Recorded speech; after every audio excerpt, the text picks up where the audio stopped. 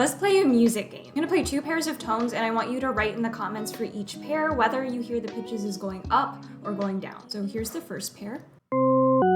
And here's the second pair.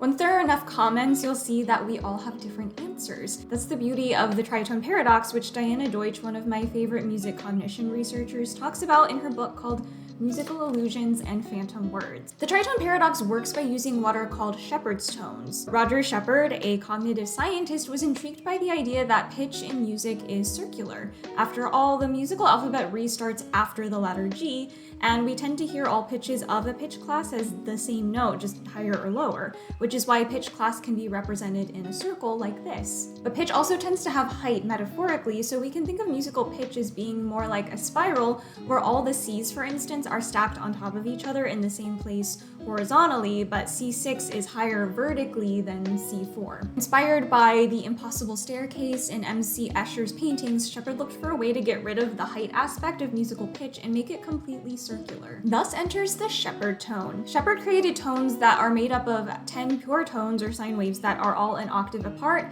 and then filtered by a fixed bell-shaped spectral envelope where the pure tones in the middle are louder than those on the edges of the spectrum. So now, when you hear 2 Shepard's tones, pitch height is not a way of comparing the 2 pitches anymore. You can hear C sharp to D as either C sharp going up to D in a minor second, or C sharp going down to D in a major seventh. Deutsch experimented with Shepard's tones to see if there was a pattern to whether people heard melodic pitch pairs as rising or falling, and people tended to choose the option that used the smallest interval, so C sharp up to D was generally preferred over C sharp down to D. But tritones are a special case because they divide octaves in half. The distance between the 2 tones in a tritone are the same, so people can't choose based on distance. Instead, people's brains impose an order onto what they're hearing, and there is a pattern to it. If we think of this pitch class circle as a clock, Deutsch found that different people have different pitch classes mapped to where 12 o'clock is, meaning people are generally internally consistent as to which pitch classes they heard as higher in the tritone, which is about half of them. What she found is that a person's speaking range has a lot to do with the orientation of their internal pitch class circle, and their speaking range comes from the dialects that they were exposed to growing up. So people from London generally tend to hear the tritones in opposite ways from people in Southern California, where Deutsch was teaching when she discovered this paradox. Tons of follow-up studies have looked at this with different regions in the world and have provided supporting evidence. So if you want, add where you're from to your comment and we can gather some more data. What I love about Deutsch's work is that it's not just about tricking our brains for its own sake. While this is super fun, musical illusions teach us more about how our brains work.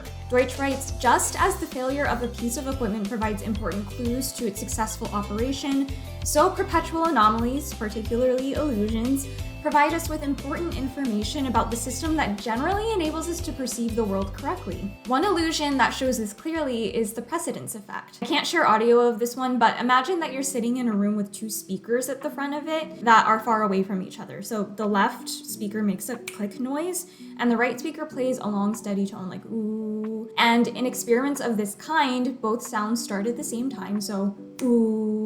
People tend to hear the sounds as merging into one single sound that starts with a click and then continues as the long tone. And they tend to perceive the sound as all coming from the left speaker only, and the right speaker remaining completely silent. This effect teaches us that the where and what parts of sound perception are actually separated in our minds. And this is why if you're watching a speech in a large crowd and the person talking is using a microphone and there are speakers around the space, you perceive the sound as coming from the person talking and not from the speakers that are around you, unless you really focus in on the speakers. But speaking of speech, one really fun musical illusion that producers, artists, and meme music makers use is called the speech-to-song illusion. Deutsch discovered this one while she was editing audio for a presentation, and a phrase she said was, "They sometimes behave so strangely." After looping it, she realized that it started sounding like she was singing instead of speaking, and she was even able to transcribe it into music. I'll let you listen. The sounds as they appear to you are not only different from those that are really present,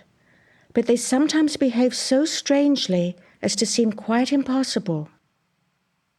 But they sometimes behave so strangely, they sometimes behave so strangely, sometimes behave so strangely, sometimes behave so strangely, sometimes behave so strangely, sometimes behave so strangely, sometimes behave so strangely, sometimes behave so strangely. This illusion provides support for the idea that singing and speaking are on a continuum instead of two distinct categories, which they historically have been. And rapping posed a threat to that categorization because it falls somewhat in the middle. Deutsch also goes on to explain how just the expression of emotion changes how melodic speech sounds, where calmer speech is more on the strict speech side of things. But when you're excited, your speaking range becomes much wider and has much more pitch variation. Deutsch goes over many more musical illusions in her book, including things like earworms, perfect pitch, hallucinations, and more. So I highly recommend giving it a read if you find these illusions fun. It's very approachable even to non-musicians, and she included QR codes and links to all of the examples so that you can actually listen as you read. So have fun breaking your brain for science.